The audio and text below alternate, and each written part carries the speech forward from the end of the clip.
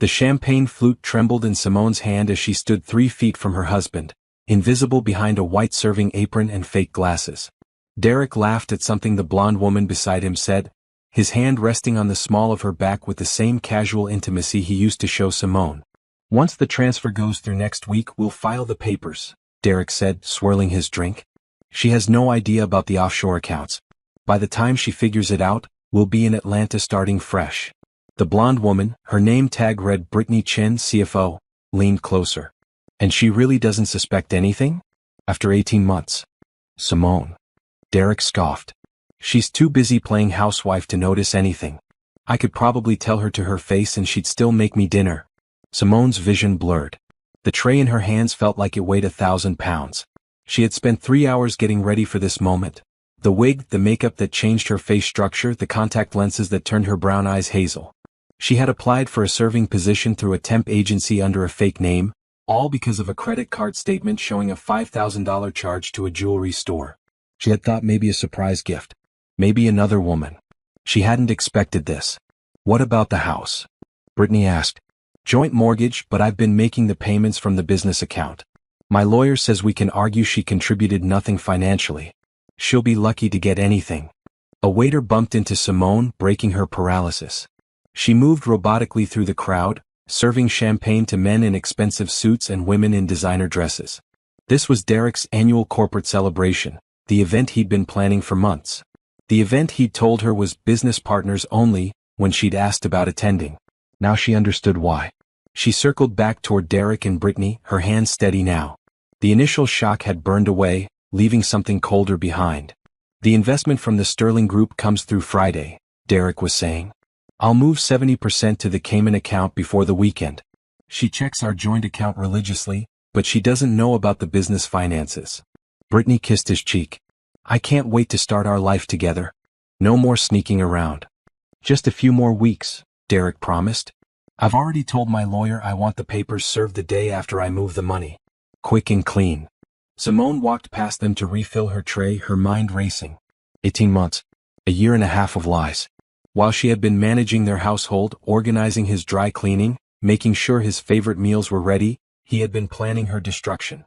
She thought about their anniversary dinner last month. He had seemed distracted, checking his phone constantly. She had blamed herself, wondering if she was being too needy. Now she knew he'd probably been texting Brittany. The party continued around her. She served drinks, cleared plates, and smiled blankly when people thanked her. All the while she collected information. She photographed documents left carelessly on tables. She recorded conversations on the phone tucked in her apron pocket. She made mental notes of everyone Derek and Brittany spoke with, everyone who seemed to know about their relationship. At one point, she stood directly behind Derek as he spoke with his business partner, Thomas. "You sure about this move to Atlanta?" Thomas asked. "Leaving everything behind?" "Not everything," Derek replied. "Just dead weight. Brittany's got opportunities there, and honestly, I need a fresh start. This marriage has been over for years. I just stayed for convenience." Convenience. 8 years of marriage reduced to convenience. Simone remembered their wedding day.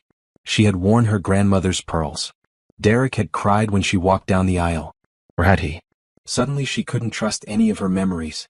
She had given up her career as a financial analyst to support his business dreams.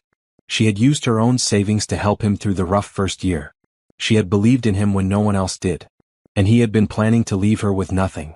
"Excuse me, miss?" An older gentleman held out his empty glass. "Could I get another?"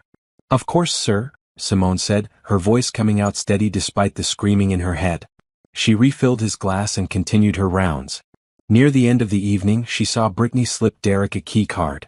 He pocketed it smoothly, then kissed Simone goodbye over the phone while Brittany watched, smirking. "Yes, honey, I'll be home late," he said into his phone. "You know how these things run. Don't wait up." So she had stayed. She managed their household with the same efficiency she had once managed client portfolios. She entertained Derek's business associates. She made sure everything in his life ran smoothly so he could focus on success. She had told herself it was temporary, that she was being a supportive partner, that her turn would come. Now, watching him eat the breakfast she'd made while texting another woman, Simone saw the truth clearly. She had made Derek her entire world. And he had simply absorbed her life into his own until there was nothing left of her except what served him. "I'll be late tonight," Derek said, standing up. Big meeting with potential investors. The Sterling Group, Simone thought. The investment he planned to steal. No problem, she said. I'll keep dinner warm. After he left, Simone sat at the kitchen table and opened her laptop. She hadn't looked at her professional skills in years, but muscle memory kicked in immediately. She started with their finances.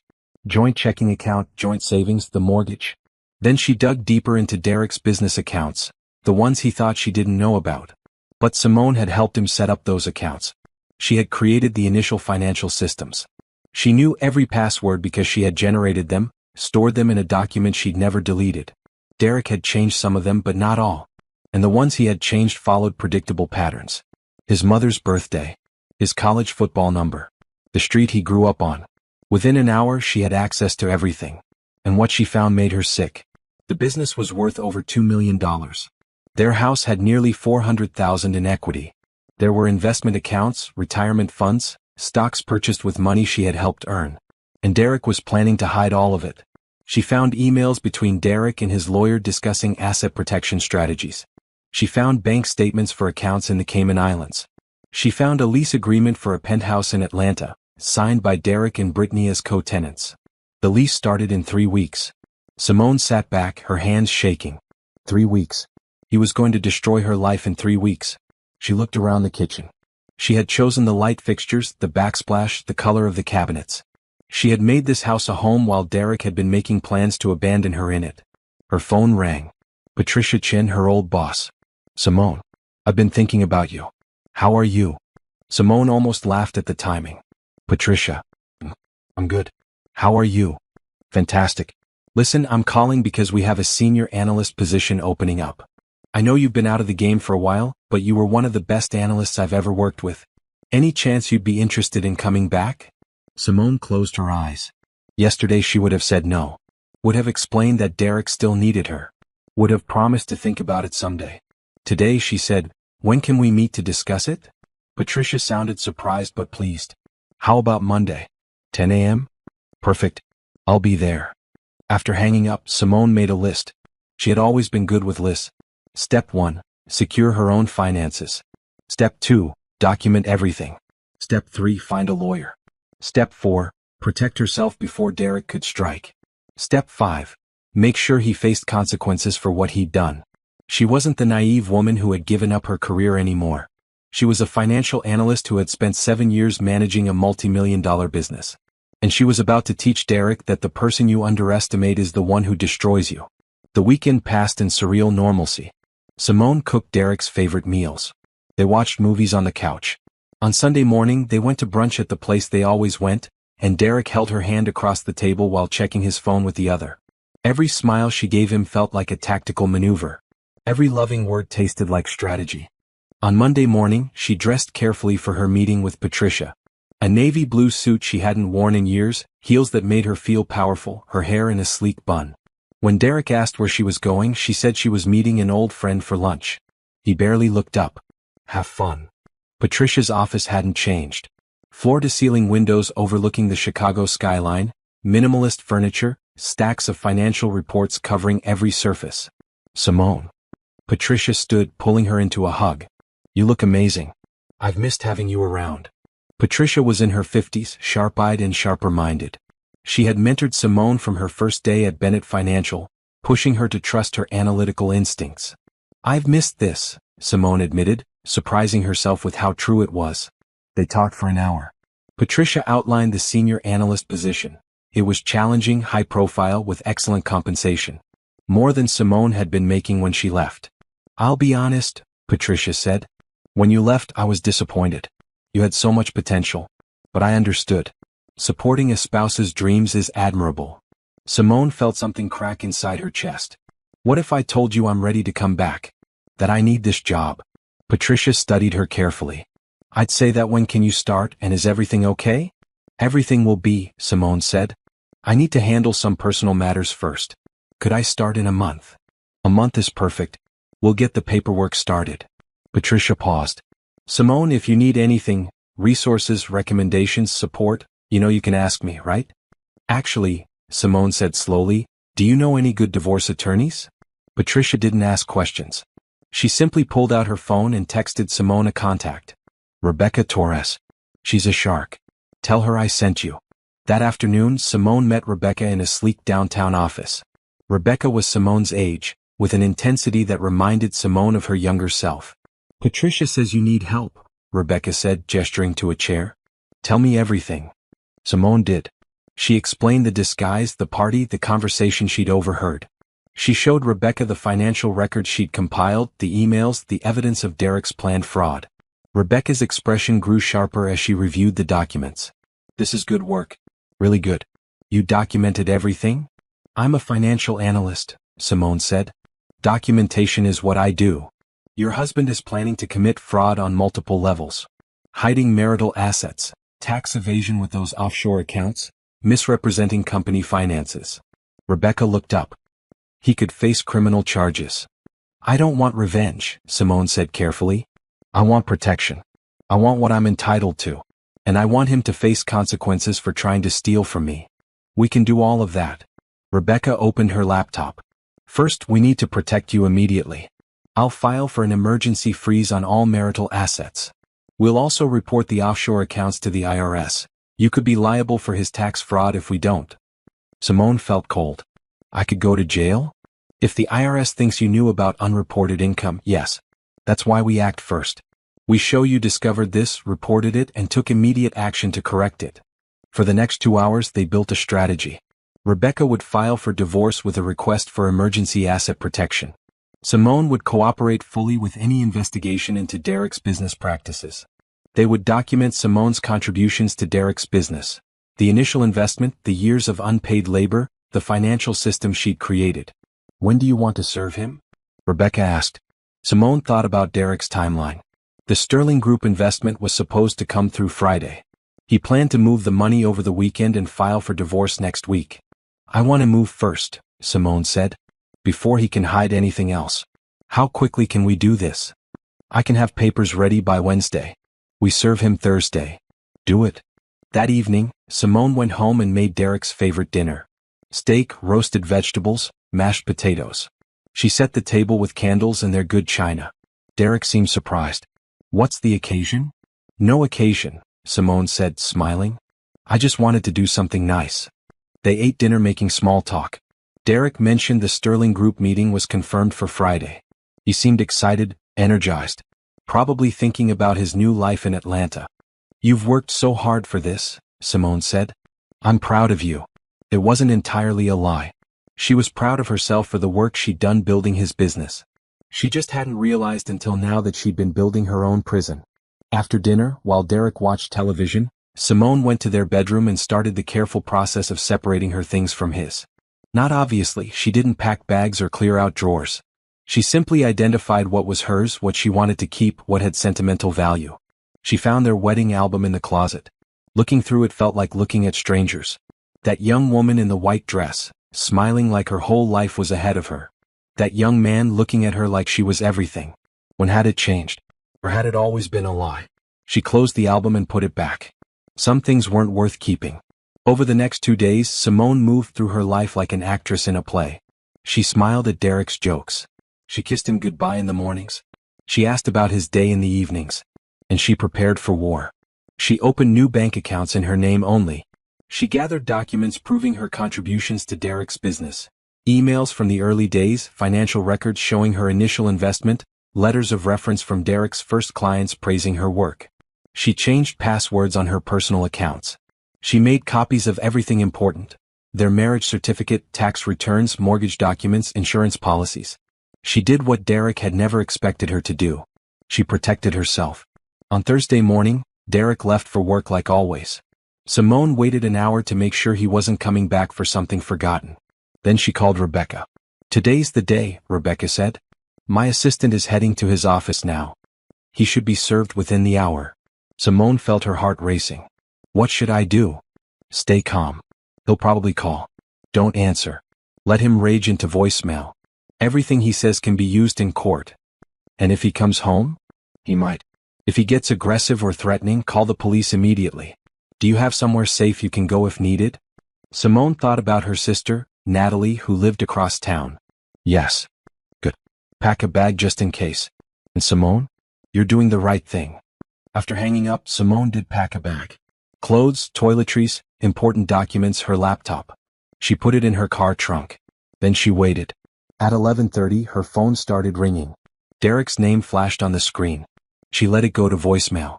He called 6 more times in the next 10 minutes. Then the text started. What the hell is this? You can't be serious. Call me now. This is insane. We need to talk. I'm coming home. Be there. Simone silenced her phone and made herself a cup of tea. Her hands were shaking, but not from fear. From power. For the first time in years, she wasn't waiting for Derek to make decisions about her life. She was making her own. When she heard his car screech into the driveway 40 minutes later, she was sitting calmly at the kitchen table, her phone recording. Derek burst through the door, his face red, the divorce papers crumpled in his fist. What the hell do you think you're doing? Simone looked at him steadily. Protecting myself. From what? I'm your husband. You're the man planning to steal everything we built together and abandon me, she said calmly. I know about Brittany. I know about Atlanta. I know about the offshore accounts and your plan to hide our assets. Derek froze. How? I was there, Derek. At your party. I heard everything. She watched the color drain from his face as he processed what she was saying. That wasn't you. I would have recognized. Would you? Simone stood up. You barely look at me anymore. I could have been invisible and you wouldn't have noticed. Derek's shock shifted to anger. You spied on me? You disguised yourself? That's insane. What's insane is planning to defraud your wife of 8 years. Simone kept her voice level. What's insane is starting an affair and thinking there wouldn't be consequences. I built this business. Everything we have is because of my work. Everything you have is because I gave up my career to support you. Because I invested my savings in your dream. Because I spent 7 years managing operations while you took all the credit. You're not entitled to my business. Actually, I am. 50% of marital assets. Plus the money I invested that was never repaid. Plus damages for fraud. Simone picked up her phone, stopping the recording. Your lawyer should have explained all this when you served the papers. Derek stared at her like he was seeing her for the first time. You're really doing this. I really am. Simone, please. We can work this out. I made mistakes, but... The only mistake was mine, Simone interrupted. Believing you loved me. Trusting you with my future. That ends today. Derek tried pleading. Then threatening. Then pleading again.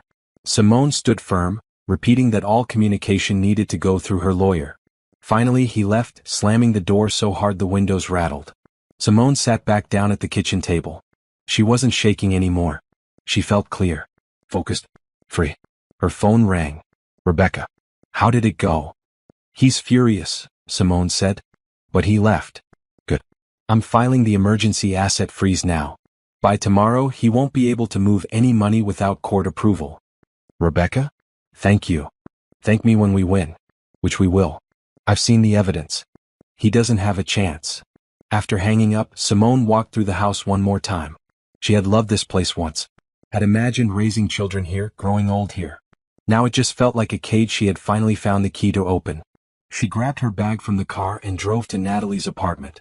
Her sister opened the door, took one look at Simone's face and pulled her into a hug. It's done, Simone said. I filed for divorce. Good, Natalie said fiercely. It's about damn time. That night, sleeping on Natalie's couch, Simone had her first peaceful rest in months. The war wasn't over. But the first battle was won. And Simone had always been good at winning. Simone woke to sunlight streaming through Natalie's living room windows and the smell of coffee brewing. For a moment she forgot where she was. Then everything from yesterday crashed back and she sat up quickly. Easy, Natalie said, appearing with 2 mugs. You're safe. Derek doesn't know you're here. Simone took the coffee gratefully. Her sister was 3 years older, a high school teacher with a no-nonsense attitude and fierce loyalty. They had always been close, but Simone realized with shame that she hadn't seen Natalie much over the past few years. Too busy being the perfect wife. I should have told you what was happening, Simone said. You should have, Natalie agreed, settling into the armchair across from her. But you're here now. That's what matters. Simone's phone buzzed. 12 missed calls from Derek, 23 text messages. She scrolled through them, watching his tone evolve from anger to bargaining to threats and back to pleading. You need to answer him eventually, Natalie said. Rebecca said all communication goes through lawyers now. Good. Stick to that. Natalie sipped her coffee. So what's the plan? Simone had been thinking about that all night. I need to go home and get more of my things. Important stuff. I don't want to leave anything I care about there. I'll come with you. They went after breakfast, Natalie driving her own car behind Simone's. The house looked exactly as she'd left it, but somehow different. Like it belonged to someone else's life. Derek's car wasn't there. Simone let herself in cautiously anyway. The first thing she noticed was the broken lamp in the living room. The second was the hole in the drywall near the kitchen. Derek had punched it. Classy, Natalie muttered, examining the damage. Take pictures. This helps your case. Simone photographed everything, then went upstairs to pack. Clothes, shoes, jewelry. The books her grandmother had given her. Her college diplomas that she'd framed but Derek had never hung up. Her mother's china that was stored in the attic. In Derek's office she found more evidence. He'd been careless in his anger, leaving documents scattered across his desk. More emails about the Atlanta move. A jewelry receipt, the $5,000 charge that had started all of this. Diamond earrings for Brittany. Simone photographed it all and sent copies to Rebecca. She was loading boxes into her car when Derek pulled up. He got out slowly, his eyes red-rimmed and exhausted. Simone, please, can we just talk? I have nothing to say to you. I know you're hurt. I know I messed up.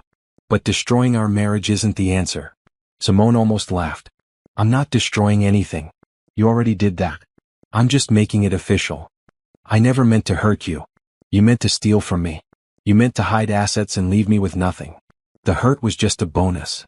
Derek's expression hardened. You're not taking half of what I built. Watch me. I'll fight you on every dollar. I'll make this so expensive and so ugly that you'll wish you'd just walked away. Natalie stepped forward. Is that a threat? Derek looked at her like he'd just noticed she was there. This doesn't concern you, Natalie. My sister concerns me. And if you threaten her again, I'm calling the police. For what? Talking to my own wife. Ex-wife, Simone corrected. Or close enough. She loaded the last box and closed her trunk. Derek grabbed her arm as she moved toward the driver's door. Don't touch me, Simone said quietly. We built this life together. You can't just erase that. You were planning to erase me. Remember? Next week, according to your timeline. I'm just saving you the trouble. She pulled free and got in her car. Natalie followed in her own vehicle as they drove away.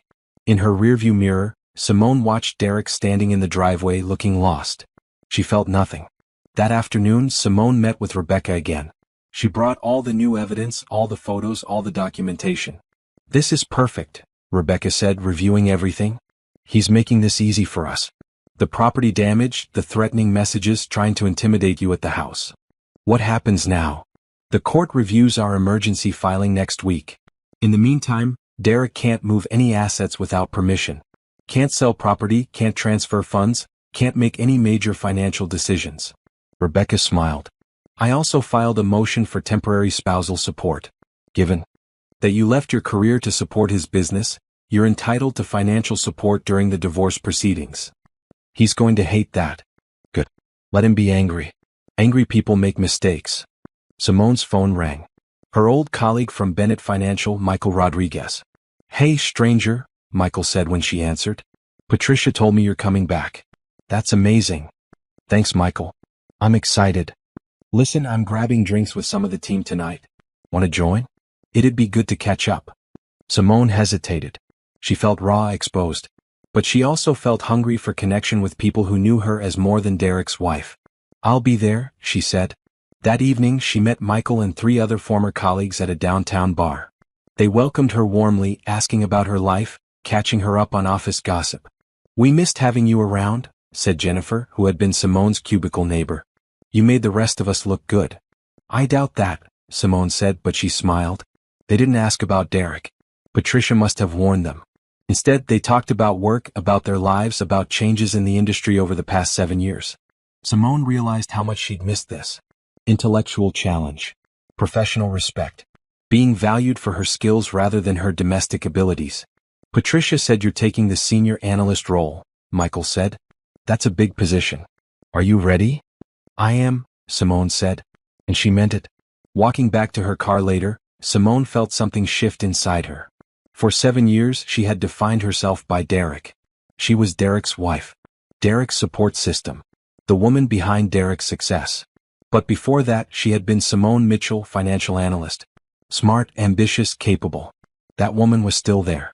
Just buried under years of compromise and self-sacrifice. It was time to dig her out. Over the weekend, Simone threw herself into preparation for her new job. She reviewed current market trends, studied recent financial reports, practiced her analytical skills.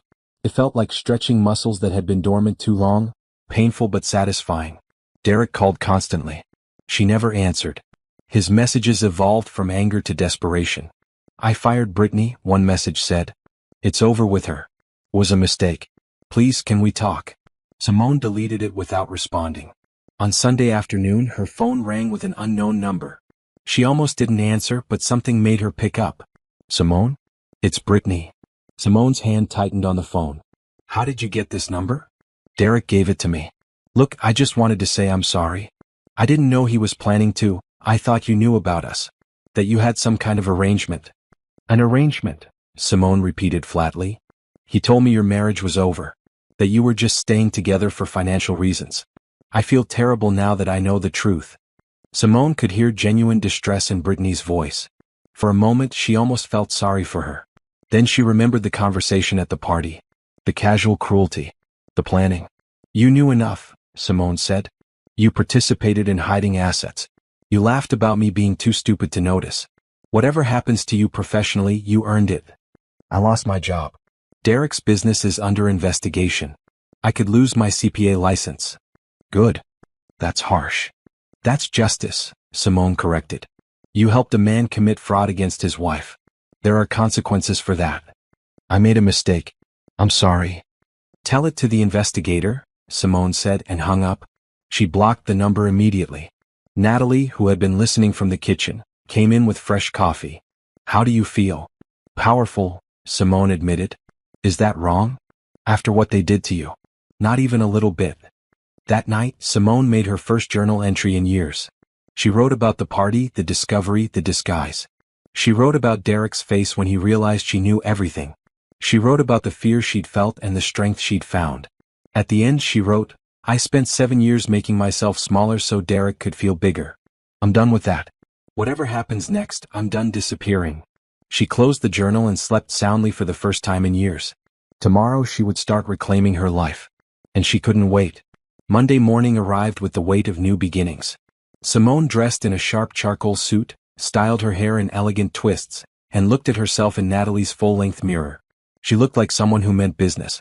At Bennett Financial, Patricia greeted her with a warm hug and a stack of orientation materials. "Welcome back.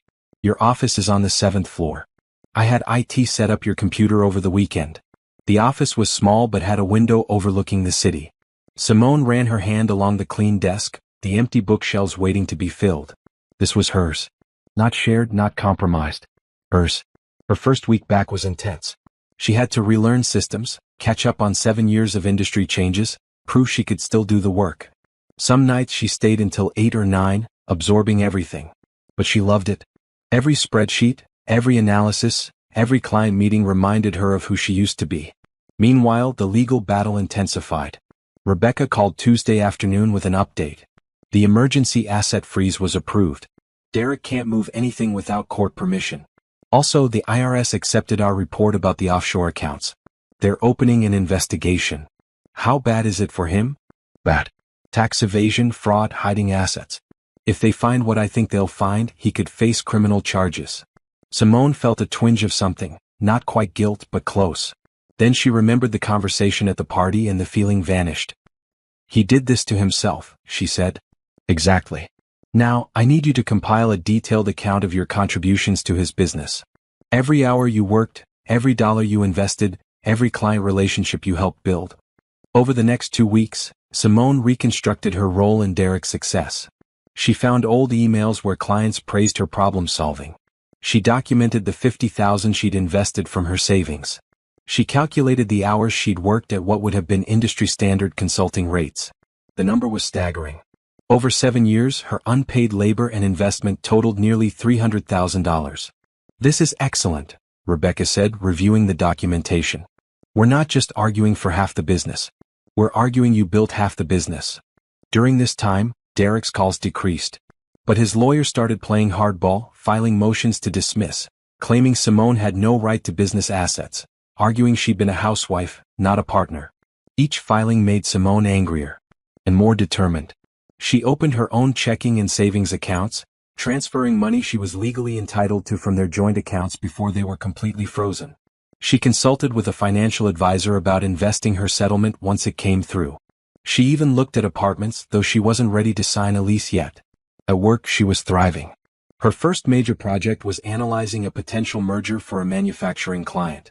She worked 12-hour days, built complex financial models, and presented her findings to the client with the confidence of someone who'd never left. The client was impressed. Patricia was impressed. Simone was impressed with herself. "You haven't lost your edge," Michael said, reviewing her work. "If anything, you're sharper than before." "Hunger is a powerful motivator," Simone replied. She started going to the gym again, something she'd abandoned years ago. She bought new clothes that made her feel powerful. She got her hair done professionally for the first time in months. She was rebuilding herself piece by piece. One evening, she got coffee with Jennifer from work. They talked about the merger project, about office politics, about life. "Can I ask you something?" Jennifer said carefully. "Patricia mentioned you're going through a divorce.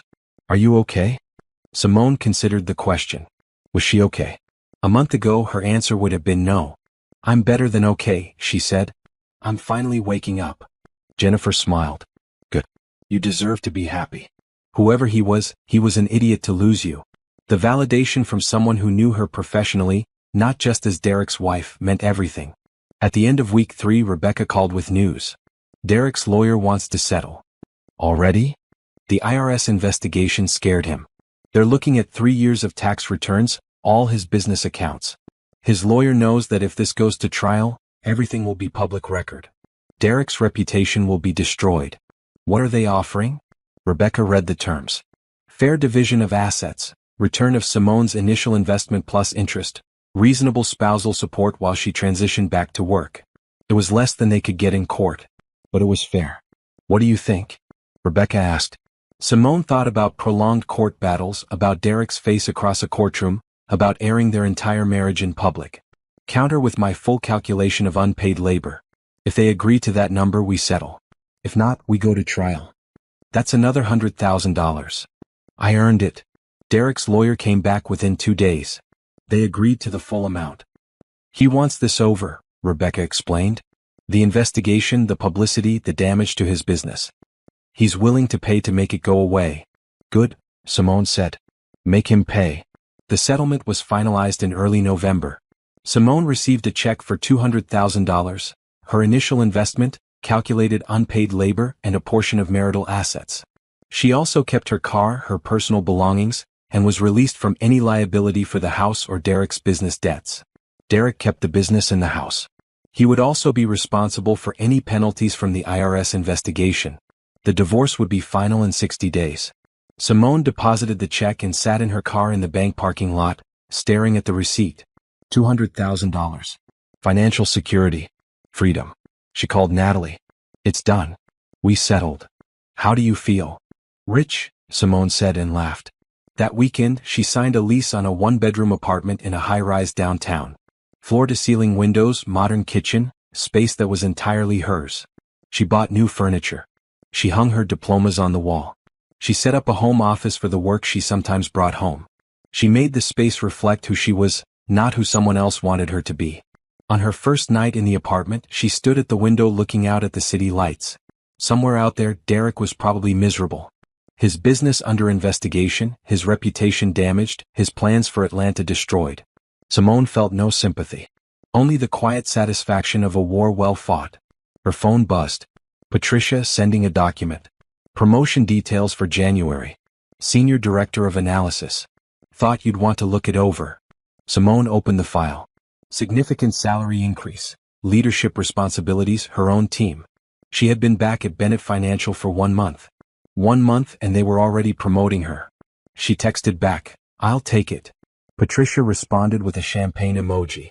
Simone poured herself a glass of wine and toasted her reflection in the darkened window. "To new beginnings," she said aloud. The woman looking back at her was strong, successful, and completely free. And this was only the beginning. The day the divorce papers arrived for Derek's signature, Simone was in a strategy meeting at work. Her phone buzzed with a text from Rebecca. Papers delivered. He has 30 days to sign. Simone silenced her phone and returned her attention to the presentation. Whatever Derek's reaction was, it didn't matter anymore. She was done reacting to him. That evening, as she expected, Derek called. She let it go to voicemail. Then he called again. And again. Finally, a text. We need to talk. Face to face. Please. Simone showed the message to Rebecca. Do you want to meet with him? Rebecca asked. No, Simone said immediately. Then reconsidered. Actually, yes. But with you there. I want him to hear certain things from me. They arranged to meet at Rebecca's office the following Tuesday. Neutral ground, professional setting, witnesses present. Derek arrived 15 minutes early looking haggard. He'd lost weight, and his expensive suit hung loose on his frame. When Simone walked in with Rebecca, he stood quickly. Simone, you look good. She didn't respond, taking a seat across the conference table. Rebecca sat beside her, legal pad ready. Derek's lawyer, an older man named Gerald Phillips, looked uncomfortable. He'd clearly tried to talk Derek out of this meeting. Thank you for coming, Derek started. I know things have been difficult. Let's skip the pleasantries, Simone interrupted. You wanted to talk. Talk. Derek flinched at her tone. I want you to know I'm sorry. Truly sorry. I never meant for things to go this far. You meant to steal from me and abandon me. You just didn't mean to get caught. It wasn't like that. Brittany and I, it just happened. I got caught up in something that felt exciting and new, and I made terrible decisions. 18 months of terrible decisions, Simone said. 18 months of planning and lying and stealing. I know. And I want to make it right. You can't make it right, Derek. You can only sign the papers and let me move on. Derek leaned forward. What if I don't? What if I fight this? The business is mine. I built it. We built it, Simone corrected. With my money, my labor, my expertise. And if you fight this, I'll make sure every client, every investor, every business contact you have knows exactly what you tried to do. That's blackmail. That's truth. You want to go to trial? Fine. Let's put everything in public record. Your affair, your fraud, your offshore accounts. Let's see how your business survives that. Gerald Phillips cleared his throat. Perhaps we should focus on the settlement terms. The terms are fair, Rebecca said firmly. More than fair, considering what my client is entitled to. $200,000 is robbery, Derek said. Simone laughed, genuinely amused. You were planning to leave me with nothing. Zero. You were going to hide everything you owned and let me fight for scraps. $200,000 is a bargain. I never would have actually done it. When it came down to it, I would have made sure you were taken care of. Liar. The word came out sharp and cold. You're lying now just like you lied for 18 months. The only reason you're sitting here pretending to care is because you got caught. Derek's face reddened. I made mistakes, but you're not innocent either. You spied on me. You disguised yourself. You invaded my privacy. I protected myself from fraud. There's a difference. You could have just asked me what was going on. Would you have told me the truth? Simone asked. If I'd come to you and said, Derek, are you having an affair and planning to steal our money? Would you have confessed? Derek's silence was answer enough. I gave you 8 years of my life, Simone continued, her voice steady. I gave up my career, my independence, my identity. I made you my entire world. And you repaid me by treating me like an obstacle to remove. I loved you. I still love you. You loved what I did for you. You loved having someone manage your life so you could focus on yourself. That's not the same thing. Derek stood up, agitated. So that's it? 8 years mean nothing? You're just going to throw away our marriage? You threw it away when you opened those offshore accounts. When you signed that lease in Atlanta. When you told Brittany I was too stupid to notice you were stealing from me. Simone stood as well, meeting his eyes. I'm not throwing anything away. I'm just refusing to keep something that's already broken. I can change. I'll do counseling, therapy, whatever you want. I don't want to fix you, Derek. I don't want to fix us. I want you to sign the papers and let me be free. And if I refuse? Rebecca spoke up. Then we go to court. We present all the evidence of fraud, all the documentation of hidden assets, all the proof of your affair and your plans. We drag this out for months, maybe years. Your business will be under continuous investigation. Your reputation will be destroyed. And in the end, the court will likely give Simone more than what we're settling for now. Gerald Phillips put his hand on Derek's arm. Derek, you should listen to them. Derek shook him off, staring at Simone. You've really thought this through. I've had time. While you were planning my destruction, I was planning my survival. This isn't you. The Simone I know wouldn't be this cold.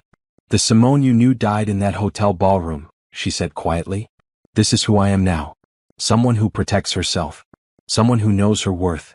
Someone who won't accept less than she deserves. Derek sank back into his chair, looking defeated. I never wanted to hurt you. Then you should have divorced me honestly. You should have told me the truth and split our assets fairly. Instead, you tried to destroy me. Simone gathered her bag. Sign the papers, Derek. Let this be over. She walked toward the door. Simone, wait. She turned back. For what it's worth, Derek said quietly, I am sorry. I know you don't believe me, but I am. You're sorry you got caught. You're sorry you're facing consequences. That's not the same as being sorry for what you did. She left without looking back. In the elevator, Rebecca put a hand on her shoulder. You okay? I'm perfect, Simone said. And meant it. Derek signed the papers 3 days later. No more fighting, no more negotiating. He signed everything and returned it to Rebecca's office. When Rebecca called with the news, Simone was at her desk at Bennett Financial, reviewing a client portfolio. It's official, Rebecca said. You're divorced. Simone looked out her office window at the Chicago skyline. The city looked bright and full of possibility. Thank you, she said. For everything. Thank you for being the easiest client I've ever had. You did all the work. I just filed the papers. After hanging up, Simone sat for a moment, processing the finality of it. 8 years of marriage over. 8 years of building a life with someone dissolved. She waited for sadness, for regret, for the grief everyone said would come. Instead, she felt light, free, ready. That evening, she met Natalie for dinner at their favorite restaurant. It's official, Simone announced, raising her glass. I'm divorced. Natalie clinked her glass against Simone's. To freedom. To freedom, Simone echoed. They ordered too much food and ate too much cake and laughed about everything and nothing. For the first time in months, Simone felt purely happy. What's next? Natalie asked. Simone thought about her promotion starting in January. About the apartment she loved. About the career she was rebuilding. About the woman she was becoming. Everything, she said. Everything is next. Later that night, alone in her apartment, Simone opened a bottle of champagne she'd been saving. She poured herself a glass and stood at her window, looking out at her city, her life, her future. She thought about Derek in the house they'd shared, probably miserable, probably regretting everything. She felt nothing for him. Not hate, not love, not even pity. Just indifference. And that, she realized, was the truest form of moving on. To me, she said aloud, raising her glass to her reflection. To the woman I used to be, and the woman I'm becoming. She drank to new beginnings, to hard-won victories, to the beautiful uncertainty of starting over. And she smiled. The news about Derek's business spread through professional circles like wildfire. By December, everyone in Chicago's consulting industry knew about the IRS investigation, the divorce, the scandal. Simone heard about it through the grapevine at work. Clients leaving his firm. Contracts being canceled. His business partner, Thomas, distancing himself publicly. She felt no satisfaction in his downfall. She simply didn't care anymore. Her own life was too full to waste energy on Derek's consequences. Patricia called her into her office one Monday morning. I wanted to give you a heads up. Derek's firm reached out asking if we'd be interested in acquiring some of their contracts. They're downsizing. Do you need my input on the decision? Only if you want to give it. I can handle this without involving you. Simone considered. If the contracts are good and the price is right, acquire them. Don't let personal history interfere with good business. Patricia smiled. That's exactly what I was thinking. You've got good instincts. I learned from the best. The promotion to senior director became official in January. Simone now led a team of 5 analysts, managed major client relationships, and sat in on executive meetings. She was exactly where she'd wanted to be 7 years ago, before she'd put her dreams on hold. Her team respected her. Her clients trusted her. Her colleagues valued her opinions. She was Simone Mitchell again. Not Derek's wife, not Derek's support system. Just herself. One afternoon, Michael stopped by her office. Hey, some of us are grabbing drinks Friday to celebrate landing the Morrison account. You in? Definitely. Friday night, she met her colleagues at an upscale bar downtown. The conversation flowed easily, work talk mixed with personal stories, professional respect mixed with genuine friendship. Simone realized this was the first time in years she'd socialized without Derek. Without having to manage his needs, his moods, his image. It felt incredible. "You seem different," Jennifer observed. "Lighter, somehow." "I feel different," Simone admitted. "I feel like myself again." Around 9, a man approached their table. Tall, handsome, well-dressed. "Excuse me, I don't mean to interrupt, but I recognize you from the financial summit last month. Your presentation on market volatility was brilliant." Simone remembered him now. He'd asked an insightful question during the Q&A. "Thank you. I'm Simone. Jerome Washington. I'm a venture capitalist with Horizon Investments." They talked for a few minutes about the industry, about recent market changes, about their work. Jerome was smart, engaging, respectful. When he asked for her card, she gave it to him. After he left, Jennifer grinned.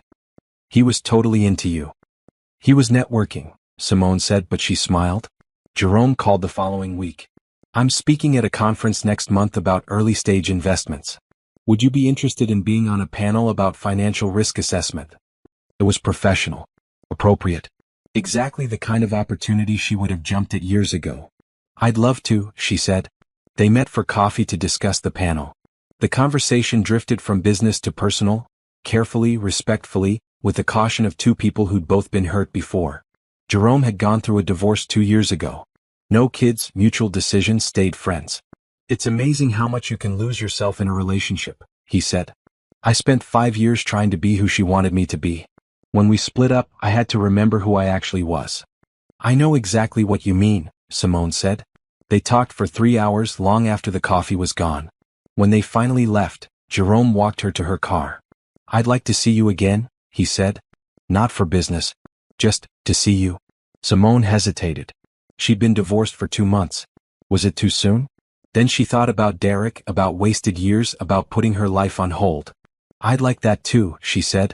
Their first official date was dinner at a quiet Italian restaurant. Jerome was charming, funny, genuinely interested in her thoughts and opinions.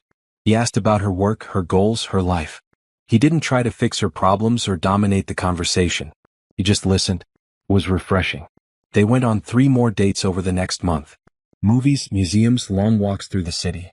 Jerome never pushed for more than Simone was ready to give. Never assumed, never demanded. It was the kind of relationship she'd forgotten was possible. Meanwhile, Derek's situation continued to deteriorate. The IRS investigation found significant unreported income.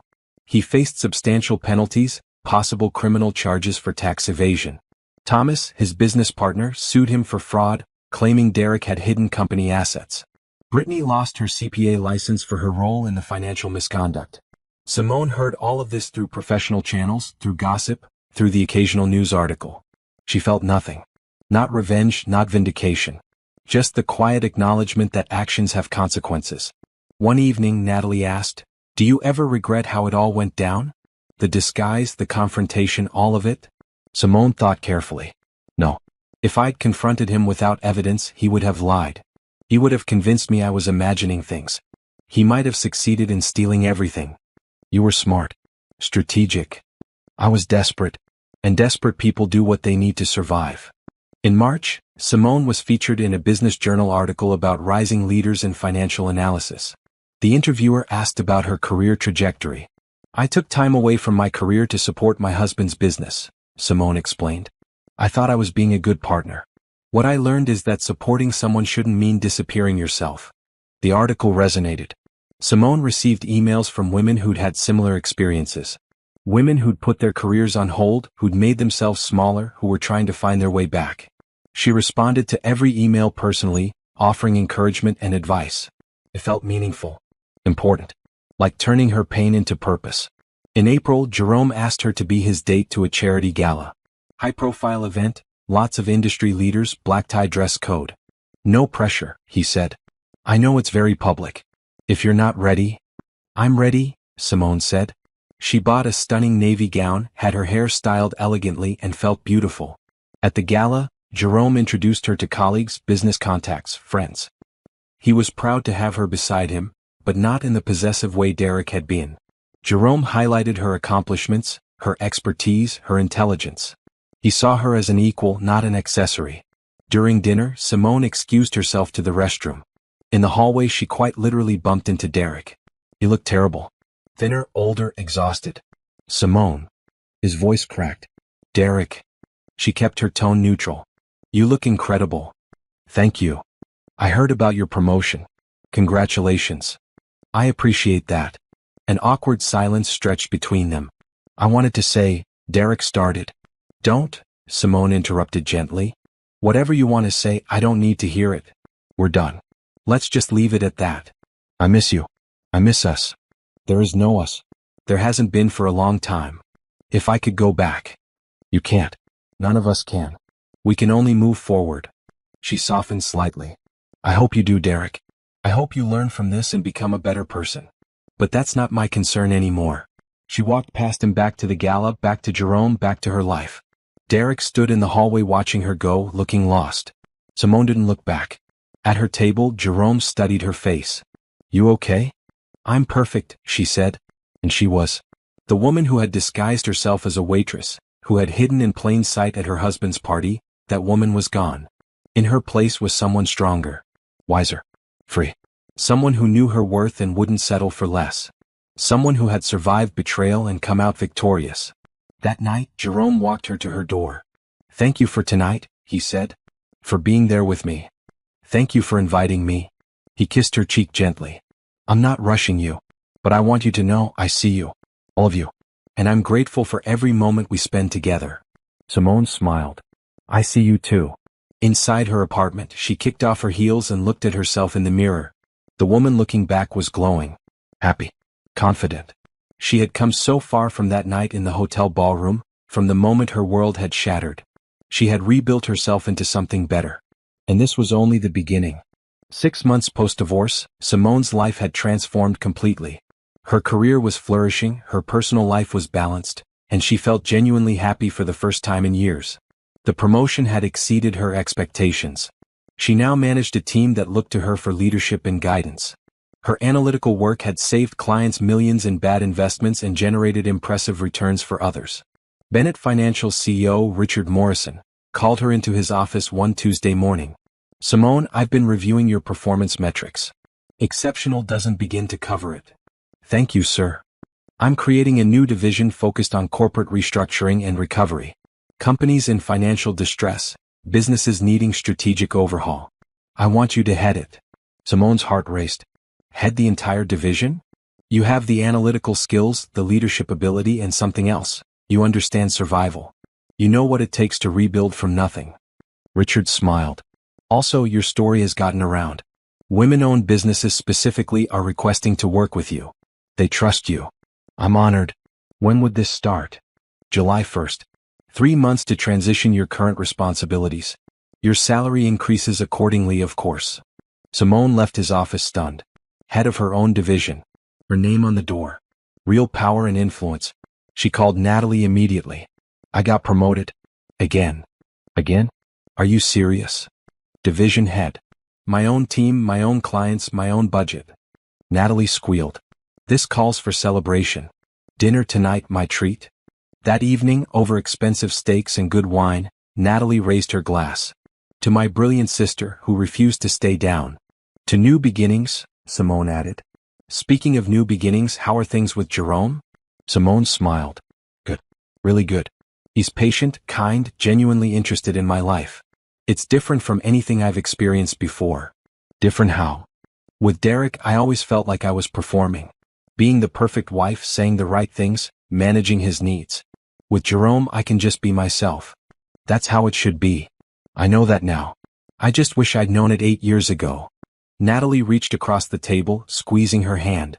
You know it now. That's what matters. Simone's new role came with unexpected opportunities. A local women's business organization asked her to speak at their monthly meeting about financial empowerment and recognizing financial abuse. She almost declined. Talking publicly about her experience felt vulnerable, exposed. But then she thought about all those emails from women who'd written after the Business Journal article. Women who needed to hear they weren't alone. She accepted. The night of the speech, Simone stood backstage, nervous.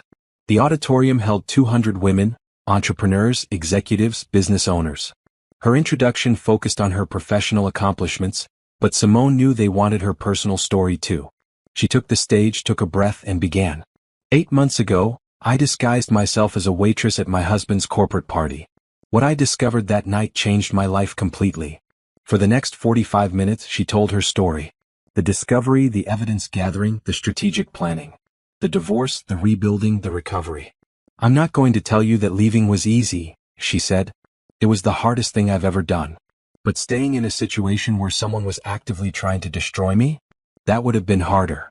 She talked about warning signs, financial control, isolation from career and friends, secrecy around money. If someone truly loves you, they want you to be empowered, not dependent. They want you to thrive, not just survive. The audience was rapt, many women nodding in recognition. I gave up my career for someone who was planning to leave me with nothing. I made myself financially vulnerable. I trusted blindly. Simone paused. But when I discovered the truth, I used every skill I had to protect myself. I didn't just survive, I strategized. She outlined practical steps. Documenting finances, securing independent accounts, gathering evidence, finding good legal representation. You don't need permission to protect yourself. You don't need to wait for the perfect moment. If something feels wrong, trust that instinct. The standing ovation lasted 3 minutes. Afterward, dozens of women approached her with their own stories, asking for advice, sharing their experiences. One woman, close to tears, grabbed Simone's hand. I've been making excuses for my husband's financial secrecy for 2 years. After hearing you, I'm going to consult a lawyer tomorrow. Good, Simone said. Trust yourself. You know what you know. Driving home, Simone felt energized. Her pain had purpose. Her story could help others. She called Jerome. How would you feel about me starting a consulting service on the side? Helping women recognize financial abuse and protect their assets.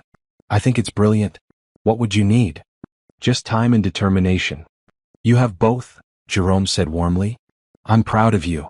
Over the next month, Simone developed a framework. She created workshops on financial literacy, warning signs of economic abuse, steps for financial protection. She partnered with divorce attorneys, financial advisors, and counselors to create comprehensive support. She launched Elevate Financial Empowerment in August, running her first workshop to a packed room of 30 women. The feedback was overwhelming. Women who'd felt isolated and confused suddenly had tools, resources, community. Simone ran workshops twice a month, always pro bono. This wasn't about money, it was about impact. Meanwhile, her relationship with Jerome deepened naturally. No pressure, no games, just two people enjoying each other's company and building something genuine. They went to concerts, tried new restaurants, took weekend trips to neighboring cities. Jerome met Natalie and they got along wonderfully. Simone met Jerome's friends and felt welcomed immediately. I'm not trying to replace what you lost, Jerome said one night over dinner. I just want to build something new with you. I know, Simone said. And I'm ready for that. In September, Simone received an unexpected call. A literary agent who'd heard her speak wanted to discuss a book deal. Women need your story, the agent said. Not just the divorce part, the whole thing. How you recognized the abuse, how you strategized, how you rebuilt. There's a huge market for empowerment narratives that aren't just inspiration but practical strategy. Simone had never considered writing a book. But the idea excited her. I'll think about it, she said. She discussed it with Jerome, with Natalie, with Patricia. Do it, they all said. So she started writing. Late nights after work, weekends at coffee shops, vacation days spent at her desk. She poured 8 years of marriage, 8 months of recovery, and hard-won wisdom onto the page. The book became her therapy, her testimony, her gift to other women struggling in silence. She titled it Invisible No More, A Woman's Guide to Financial Recovery and Personal Empowerment. By October, she had a solid draft. The agent loved it. Publishers were interested. Everything was coming together in ways Simone had never imagined. One evening, she sat in her apartment, the space she'd created, filled with things she loved, reflecting who she truly was, and felt profound gratitude. She had lost a marriage, but she'd gained herself. She'd lost security, but she'd gained strength. She'd lost the life she thought she wanted, but she'd built the life she actually needed. Her phone rang. Jerome. Hey, what are you doing? Just sitting here being grateful. Grateful for what? Everything, Simone said honestly. For the pain that made me stronger. For the betrayal that woke me up. For every hard moment that led me here. That's beautiful, Jerome said softly. Want company in your gratitude? Always. 20 minutes later they sat on her balcony watching the city lights talking about everything and nothing. I'm really happy, Simone said suddenly. Like genuinely deeply happy. You deserve to be. I'm starting to believe that. Jerome kissed her forehead. Good. Because it's true. Later, alone again, Simone opened her journal and wrote. A year ago I thought my life was ending. I thought Derek's betrayal would destroy me. Instead it freed me. I'm building a career I love, helping women find their strength, writing a book, dating someone who respects me. I'm more myself than I've ever been. Derek didn't ruin my life. He just got in the way of it for a while. Now there's nothing between me and my future except possibility. She closed the journal and smiled. The woman who had hidden behind a waitress disguise was gone. In her place stood someone powerful, purposeful, and completely free. And she was just getting started. The book deal was finalized in November. Simone signed with a major publisher with a launch date set for the following spring. The advance was substantial, enough to fund Elevate Financial Empowerment full-time if she wanted. But she loved her work at Bennett Financial too much to leave. Instead, she hired an assistant to help manage the nonprofit's growing demands. Her workshops were now waitlisted months in advance. Women drove from neighboring states to attend. Some brought their daughters, wanting them to learn financial independence early. You're changing lives, Patricia told her over lunch. I'm not exaggerating. Women in this company talk about your workshops constantly. You've inspired at least 3 people I know to leave unhealthy relationships. That's humbling, Simone said. That's your legacy. The holidays approached with a lightness Simone hadn't felt in years. Last Thanksgiving she'd been married to Derek, suspecting something was wrong but not knowing what. Last Christmas she'd been in the early stages of divorce, raw and uncertain. This year she was thriving. Natalie hosted Thanksgiving dinner, inviting Simone and Jerome along with their parents and extended family. It was warm, loud, full of laughter and love. Jerome fit seamlessly into her family. He helped in the kitchen, played cards with her nephews, charmed her mother with stories about his travels. After dinner, her mother pulled Simone aside. I like this one. He's different from Derek. He is, Simone agreed. Derek always seemed like he was performing. Like he was trying to impress us. Jerome just seems like himself. That's what I love about him. Her mother hugged her. You seem happy, baby. Really happy. I am, Mom. For the first time in a long time, I really am. In December, Simone's division at Bennett Financial closed its biggest deal yet. A complete financial restructuring for a struggling tech company that would save 500 jobs. The client specifically requested to work with Simone because of her reputation for strategic recovery. The success earned her a feature in Forbes magazine's 30 Financial Leaders to Watch list.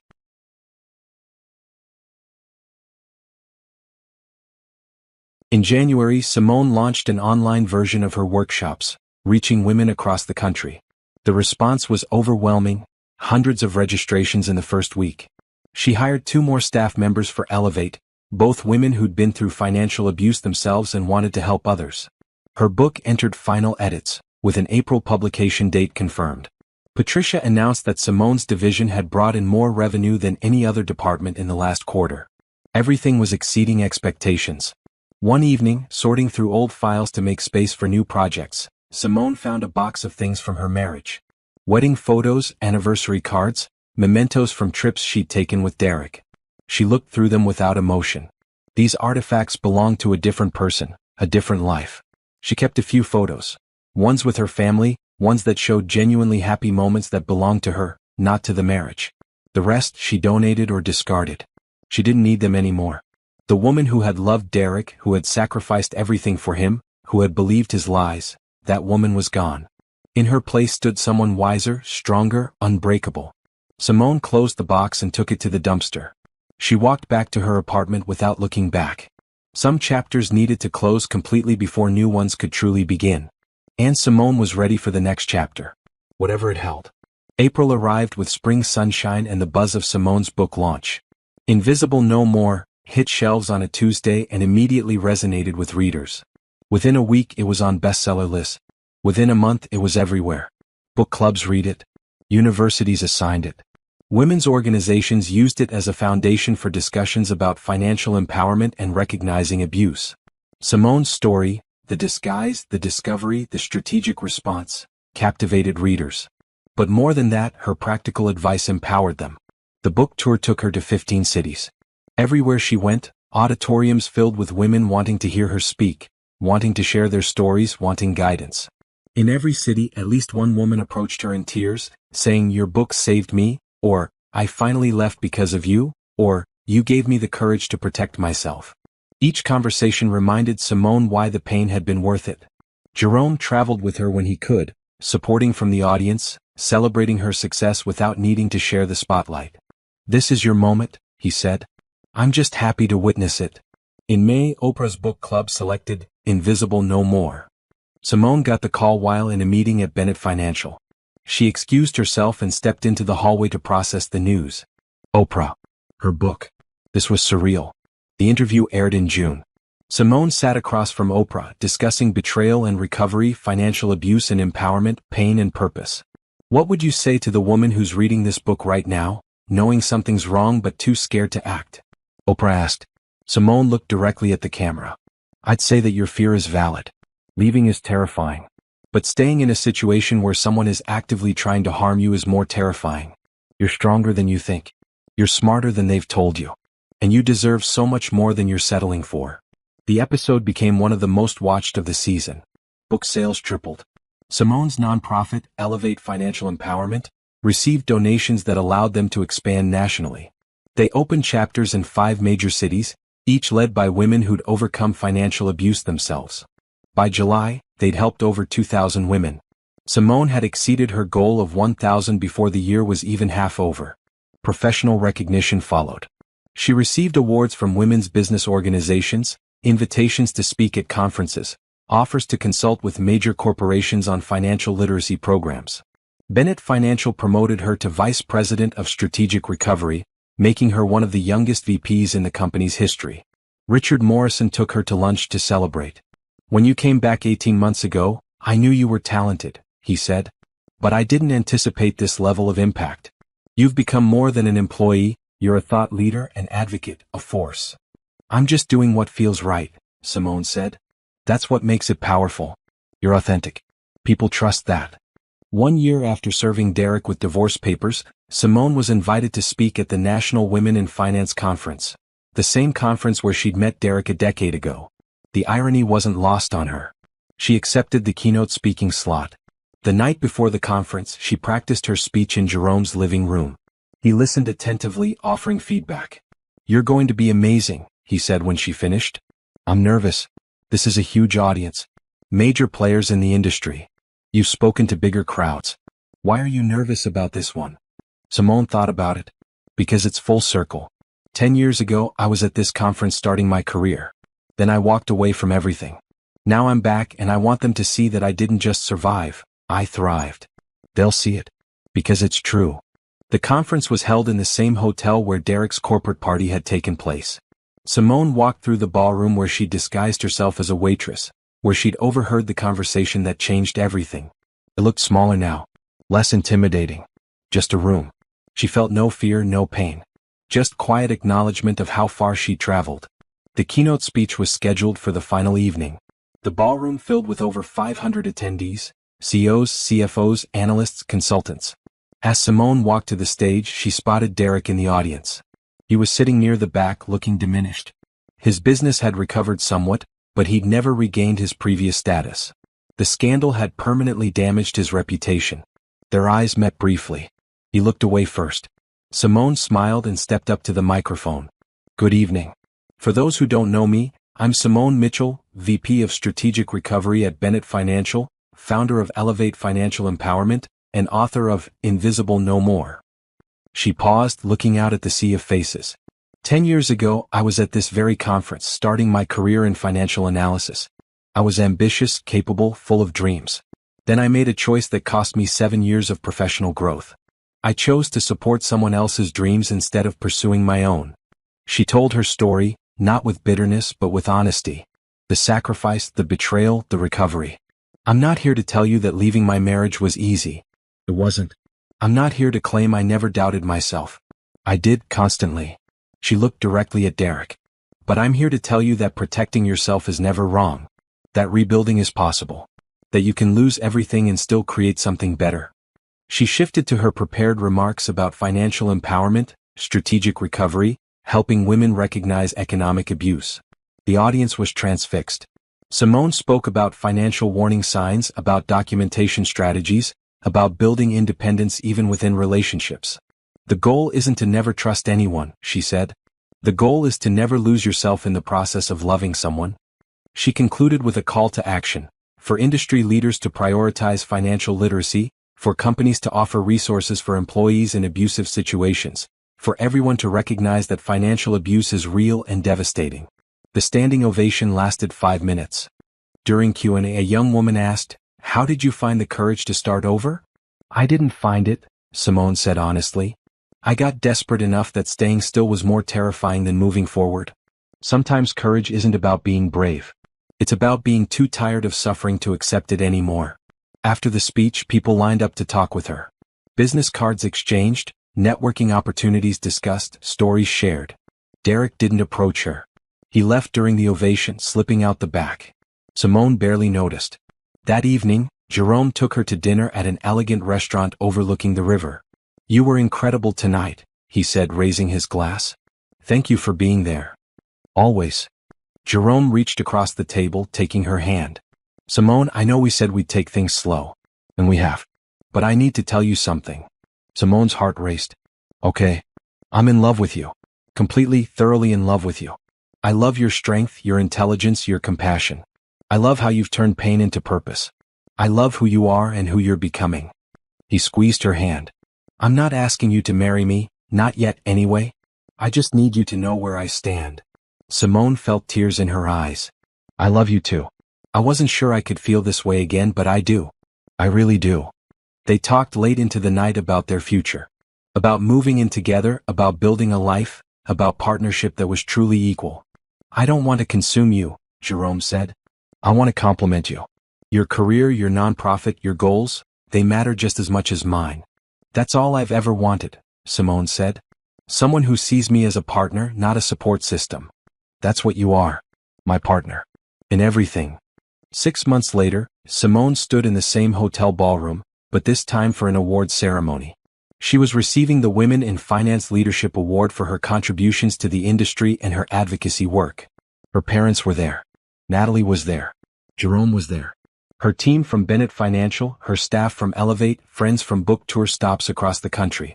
As she accepted the award, Simone looked out at all the people who had supported her journey. 18 months ago, I disguised myself as a waitress in this very room, she said. I was desperate, scared, trying to protect myself from someone who was supposed to protect me. Tonight, I stand here not as someone who survived, but as someone who thrived. She held up the award. This doesn't just belong to me. It belongs to every woman who's had to choose between security and self-worth. Every woman who's had to rebuild from nothing. Every woman who's refused to stay invisible. The applause was thunderous. After the ceremony, Simone stood at the same spot where she'd stood in her waitress disguise, holding a tray of champagne, listening to Derek plan her destruction. Jerome found her there. What are you thinking? That I'm grateful, Simone said. For all of it. The pain, the betrayal, the struggle. Because it led me here. To this life. To you. To myself. No regrets. Not one. They walked out of the ballroom together, into the Chicago night, into their future. Behind them, the ballroom emptied. The place where Simone's old life had ended and her new life had begun. But she didn't look back. There was nothing behind her worth seeing. Everything worth having was ahead. And Simone Mitchell, VP, author, advocate, survivor, thriver, was ready for all of it. She had started as a woman in disguise, invisible and afraid. She had become a woman in full view, powerful and free. And that was the greatest victory of all.